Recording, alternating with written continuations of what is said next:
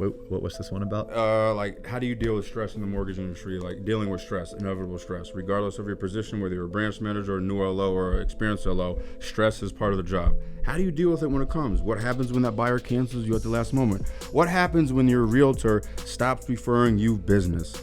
Well, for the next 20 minutes, I'm going to talk to you about some of the stressors and some of the exciters that have set me off over the past 30 years as being a mortgage loan originator, and how you can avoid these pitfalls. And that, ladies and gentlemen, is called the soft open. Oh, shit.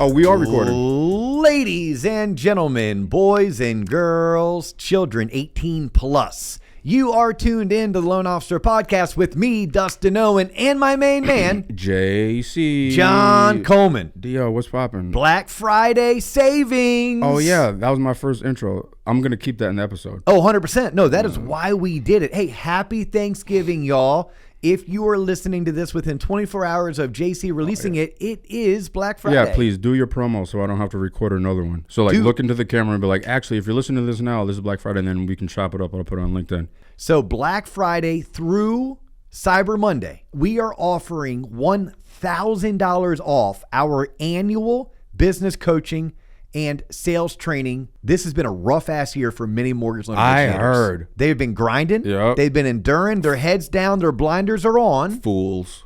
And we need to reward them. I guess. $1,000 off, but only to the first 50. The details are in the description. Yep. Okay. You can go to our website, TLOP online.com. Look, this community is built out to be able to support 900 to 1,200 originators at any given time. This is only for 50. I know. This is only for 50. God. So that's how I feel how I got my Black Friday special on my TV. what? Because it's only given to 50 people? No, because times 1,000. That's how much I paid for it. But we're not here to talk about that, Dustin. We're here to talk about what? We're here to talk about how to deal with the stresses and the stressors of being a mortgage loan originator. All right. No, this is a great question. It comes up from time to time, especially at this time of year. And y'all are not going to like my answers, I promise you. They're going to freaking hate my answers. Really? Yes. Because it's not what you want to hear. What is it? Right? This is like one of my coaching students. Shout out to Mona. Mona was on a call last night with like 45 other loan officers just because Mona loves TLOP, right? And she loves to learn. Shout out Mona. And she literally told 44 loan officers, oh, Dio calls me out, right? She's like, don't get me wrong, I'm better because of it, but he calls me out. He doesn't let me get away with shit. So you're not going to like what I'm have to say, but I think sometimes we just need a little levity. So at the end of the day, when you're a mortgage loan originator and you are stressed out, please remind yourself, if it was easy, everyone would do it. I start there.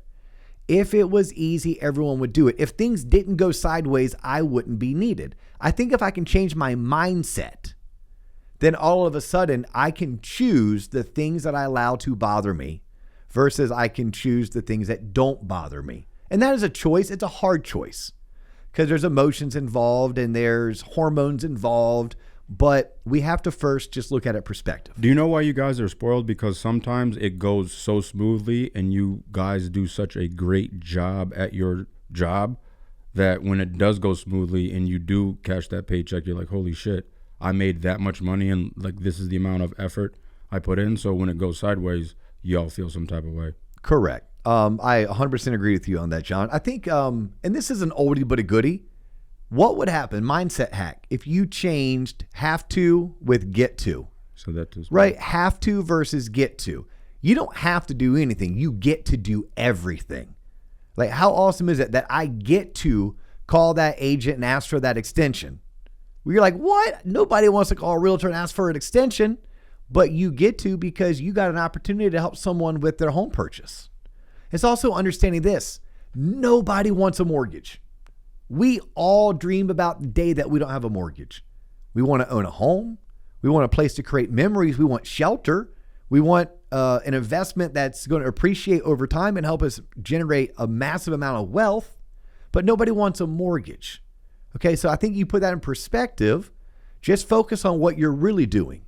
You're helping them provide shelter to their family. You're helping them create a place where memories are going to be made. You're helping them generate massive amounts of wealth. It's sometimes all about perspective. So that is step number one, perspective. Get to versus have to.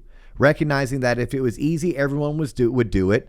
If nothing went sideways, we wouldn't need it. Okay. And that you're doing something bigger than giving someone a home loan or a mortgage. Okay. There's more to it. So take a deep breath, take a step back. Give me an example of, I want two answers. One, when a deal went sideways and you were hella frustrated and it didn't turn out the right way, what did you learn from it? And give me a scenario that you can remember, if you can, from the plethora of thousands of homeowners you've helped. A situation where it was going sideways and you were able to fix it and like rebound it to where they had, cognitive dissonance and like, oh my God, you saved this deal. Does that anything come to bell? Any stories?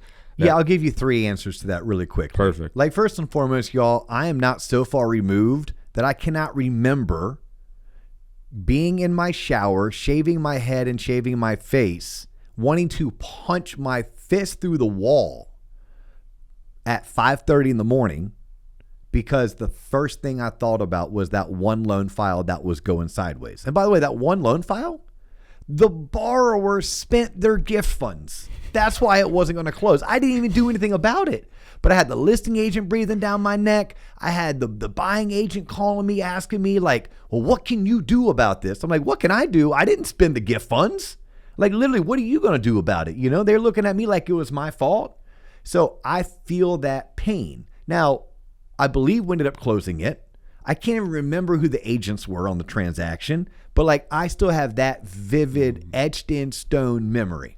I will tell you, not based on one particular scenario, but in general, I've won more relationships with how I handled something when it went sideways than any other way. Like literally, I can do a good job and that's expected. Something goes sideways and I own it. I set proper expectations. I come up with a game plan. I triage it and then we still fund it.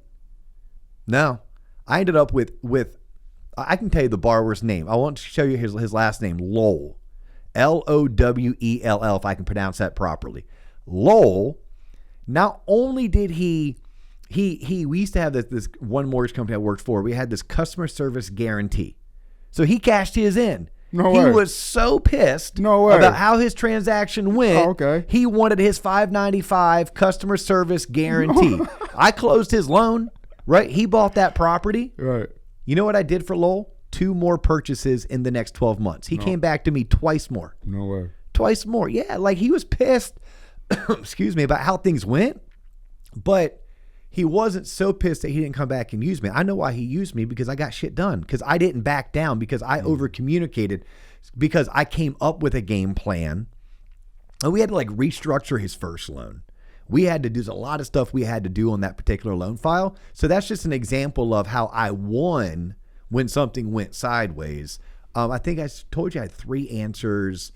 Look, there was one time that in Central Florida, there's a lady who sells real estate, and she is a raging, like I'm talking Too Short would be like, biatch, this was like during a time where, for whatever reason, there was a massive drop in interest rates. And at the time, I was brokering loans. So like I wasn't a mortgage banker. I wasn't working at a bank. I wasn't a direct lender. And back in the day, you used to check out which investor had the best turn times. And I'm sure my mortgage broker friends still do that. So I knew that normally I would send my FHA files to this one particular investor, right? I knew how they operated. I had like an underwriter on speed dial. I liked how they sent their docs out. It was just smooth sailing. But all of a sudden, a second investor is offering rates that is just dirt cheap. I'm like, what? Like they're like literally like 3/8 cheaper than my go-to. That's like 500 bips. So no, it's not, John. 3/8 in rate. I knew this would set you off. 3/8 in rate would be somewhere between 100 to 200 basis points. Couldn't let it go. In price. Okay, but anyhow, I checked their website. Their website has it posted what their turn times are. I'm like, their turn times are 72 hours, not 42. I got 33 days to get this contract closed. That's more than enough time. Well, I sent my file to them. Well, this was during a time that rates dropped. Like we were in a declining interest rate market. Rates were dropping. Long story short, their underwriting turn times went from 72 hours to 7 days. What? Then hold on, from 7 days to 17 days. It took them 17 days to underwrite my file. I didn't have a long-standing relationship with them because I normally took my loans to a different wholesaler. And this raging, you know what, in the Central Florida market was the listing agent. Bro, I packed up my office, I put it in my car, and I was quitting the industry on that day. On that day. But you know what my two friends did? You know what my two business partners at the time did? They called our other buddy, who at the time was on a sabbatical. He said, come pick him up and get him out of here. And God bless him, Ben came, he picked me up. He had a roadie in the car. We drove to the poker room, and he and I played poker for 2 hours.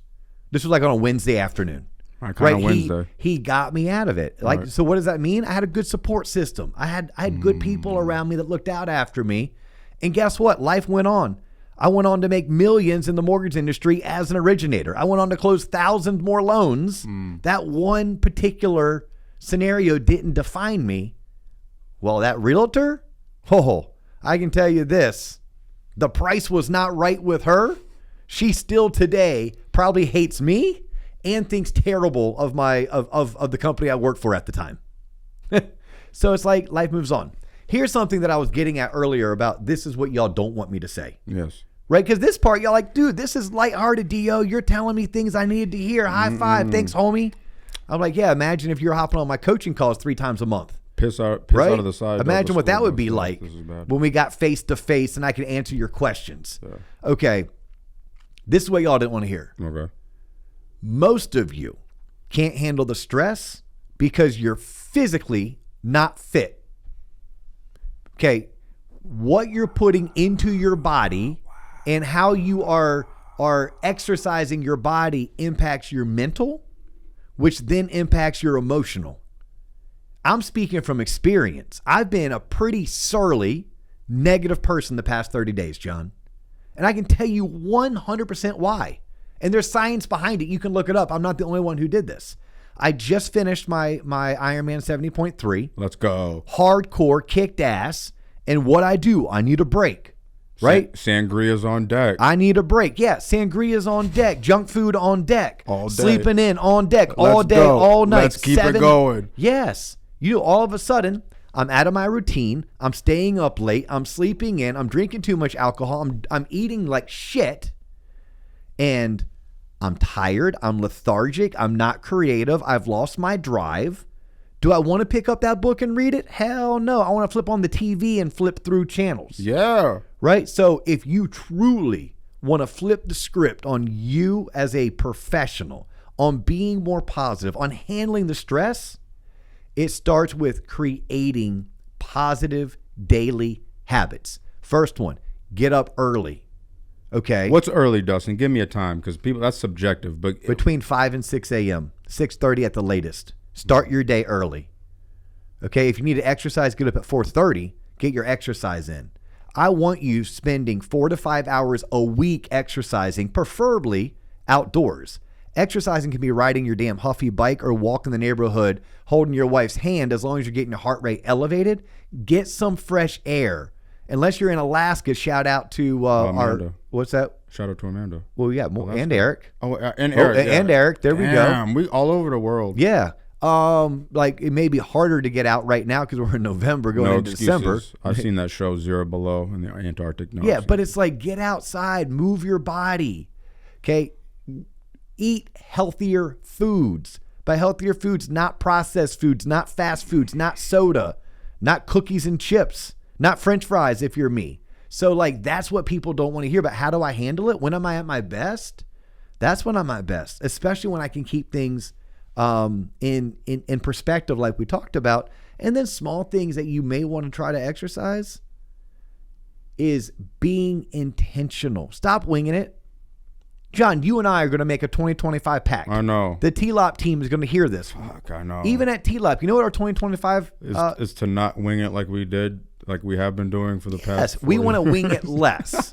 We want to wing it less. We're trying to get 1% better. I know we So are. your day starts the night before. Your week starts the Sunday before Monday. Okay, what are you doing to put together routines and certain processes that you follow? When I say your day starts the night before, if you want to be less stressed out, you want to be more in control. Okay, the more in control you are, the more boring you'll be. But if you can be boring 80% of the time, that means when it's time for you to be creative, when it's time for you to have a high level of energy, when it's time for you to bring the funk and fly your freak flag, you got it. Because you were so systematized going into your week or going into your day. So like I would coach you that you need to prepare for the week to come sometime on Sunday, right? Spend an hour getting ready for the day. Every night before you go to bed, you should be checking on what am I doing tomorrow? Are my clothes out? How do I dress? Is there anything special I need to prepare for? And for me, that actually starts twofold. Before I leave, I check, did I get everything done today that I had to? Did I leave any phone calls unreturned? Any messages not replied to? And if I found some things, I got to fix them. I got to address them. I got to jump on them. Those are hand grenades. I got to jump on them. Other than that, I'm like, all right, cool. What does tomorrow look like? What are my priorities going to be? All right. And then before I go to bed, usually I'm getting my clothes out. I'm usually packing my gym bag. Some people are meal prepping, getting their snacks out for the day. It's at that time you just reinforce what you looked at 5 o'clock. You look at again at 9:30 before you start shutting it down. Right. So I think all of those things are preventative measures for dealing with the stress. And understanding that Rome wasn't built overnight, right? You're not going to just all of a sudden say, these are 12 brand new habits that I'm going to implement into my business. I'm going to tell you, pick one. First one's going to be in January, I'm going to get up every day at 6 a.m. and start my day. Okay. Once you turn that into a habit, maybe it's in February. In February, I'm going to drink 100 ounces of water every single day. Okay. You're still getting up at 6. Now you're doing, maybe by March, you're like, Dio talks about theme days. Dio talks about following the blueprint. You know what? Starting in March, I am going to follow theme days, which means I'm on the blueprint. Imagine where you would be this time next year. This time next year, you have 11 habits that you've implemented, and you're getting ready to implement your 12th. Like, these are all things that men and women need to be doing so they can be less of a mess, so they can deal with the stress and freak the F out a lot less. That all rhymes, by the way. You would have thought I did it on purpose. And you didn't, but that's how organic things work, Dustin. Yeah. So I think, in a nutshell, if someone needed something, to maybe light a fire, maybe to kick you in the rear end, maybe it's Black Friday and you're worn the F out from being around your family, you're a little hungover from yesterday, and you just needed a little bit something to get you going. I hope this episode was just that. We kept it short on purpose. And anything last I'd want to add, it's more of a promo. Like this speech, I think leads us into business planning. So we are going to be offering free business planning to anybody that tunes into TLOP. So if you listen to us on Spotify, you watch us on YouTube, you're signed up for our newsletter, however you TLOP, I want to personally invite you to come and participate. I think it's the second Thursday of December. I'm going to be hosting and moderating about an hour and a half of legitimate, proven business planning for 2025, strictly for mortgage loan originators. LFG, Dustin. LFG. And make sure, look, y'all, if you're not subscribed to the YouTube channel, subscribe. There's more than just the podcast on there. Yeah, you can watch the podcast, but you can also check out all of our playlists, plus the training videos that we're dropping every single Wednesday. Go to TLOP Online. When you're done trying to secure your spot to be a part of the coaching community and you're taking advantage of your $1,000 off, be sure you have signed up for our newsletter. I started this year a really awesome private Facebook group. It's called the Mortgage Mafia. Make sure that you've asked to be a part of the Mortgage Mafia.